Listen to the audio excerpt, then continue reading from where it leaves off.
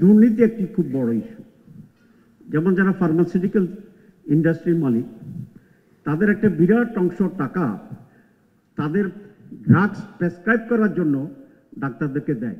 ওষুধ কোম্পানি চিকিৎসকদের পেছনে অতিরিক্ত 20% খরচ করে। জামায়াতের নায়েবে আমিরের এই বক্তব্যে স্কয়ারের এক চিকিৎসকের প্রতিবাদকে ঘিরে তুমুল হট্টগোল শুরু হয়। ডাক্তারদের কথা বলি নাই, টাকা নেয়, আমি বলেছি ইন্ডাস্ট্রির মালিকেরা টাকা দেয়।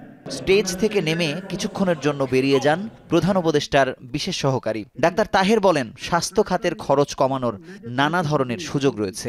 আল্লাহ যদি আমাদের কোনো ক্ষমতা দেয়, আমি প্রথম এখানে এই সিস্টেম চালু করি যে এখানে প্রমোশনের জন্য তদবির লাগে না, ট্রান্সফারের জন্য ঘুষ দিতে হবে না, এবং যে যার প্রাপ্য প্রপারলি এটা হবে।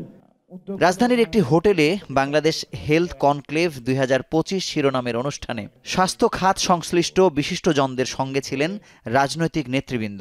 বিএনপির স্থায়ী কমিটির সদস্য আমির খসরু মাহমুদ চৌধুরী বলেন, জনগণকে আস্থায় এনে বেসরকারি স্বাস্থ্য খাতকে সরকারি নিয়ন্ত্রণ মুক্ত করতে হবে।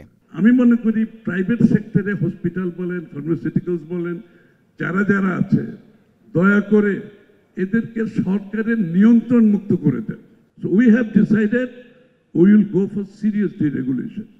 অনেকের ভালো লাগবে না আমি জানি, অনেকে মনে করবে তাদের অথরিটি চলে যাচ্ছে, তাদের কন্ট্রোল চলে যাচ্ছে, তাদের ভালো লাগার কোনো কারণ নাই, but we will go for it. তবে প্রধান উপদেষ্টার বিশেষ সহকারী এই মন্তব্যের সঙ্গে একমত নন। বলেন, স্বাস্থ্য খাত নিরাপদ হওয়া প্রয়োজন, তবে নিয়ন্ত্রণকারী সংস্থা যেন অত্যাচারী না হয় সেদিকে খেয়াল রাখবে সরকার। যদি একটি খাত নিরাপদ হওয়া দরকার হয়, সেটা হচ্ছে স্বাস্থ্য খাত নিরাপদ হওয়া দরকার। আর নিরাপদ হতে হলে পরে নিশ্চয়ই তার একটা মাত্রার নিয়ন্ত্রণ থাকতে হবে। সেই নিয়ন্ত্রণকারী কর্তৃপক্ষ যেন অত্যাচারী না হয়, সেই নিয়ন্ত্রণকারী কর্তৃপক্ষ যেন দুর্নীতিগ্রস্ত না হয়, সে যেন একটা স্পেসিফিক স্ট্রাকচারে করে।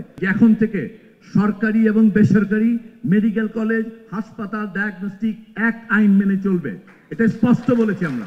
শুধু ওষুধ প্রমোশনে একটি কোম্পানি বছরে 100 কোটি টাকার বেশি খরচ করে উল্লেখ করে ওষুধ কোম্পানিকে যৌক্তিক মুনাফার আহ্বান জানান তিনি। ফার্মা ইন্ডাস্ট্রিকে যদি আমরা বলি, ভাই দেশের 85 ভাগ মানুষের জন্য 300 ওষুধ নিয়ন্ত্রণ করব, বাকি 1100 আপনারা নিজেরা বিক্রি করেন, তখনও কি আপনারা আমাদেরকে বলবেন না যে আচ্ছা ঠিক আছে 1100-1400-র মধ্যে 300 অন্তত প্রাইসটাকে রিজনেবল প্রফিটের মধ্যে রাখেন। অনুষ্ঠানে রাজনৈতিক নেতাদের স্বাগত জানিয়ে বাংলাদেশ মেডিকেল বিশ্ববিদ্যালয়ের উপাচার্য বলেন, রাজনৈতিক সদিচ্ছা ছাড়া স্বাস্থ্য খাতের উন্নয়ন সম্ভব নয়। পলিটিক্যাল কমিটমেন্ট বা পলিটিক্যাল ইন্টারফারেন্স আমাদের এই উচ্চতর শিক্ষা, উচ্চতর সার্ভিসকে ইন্টারফেয়ার করছে। Unhealthy relationship between the profession and the industry it's really exist and it is increasing. এটা এজন্যই বলতে হবে, এটা নিয়ে আর চুপ থাকার বিষয় না, এটা আমাদেরকে অ্যাড্রেস করতেই হবে, কারণ এটা কারেকশন করা প্রয়োজন। আতঙ্কের বিষয় হচ্ছে যে ইট ইজ ইনক্রিজিং।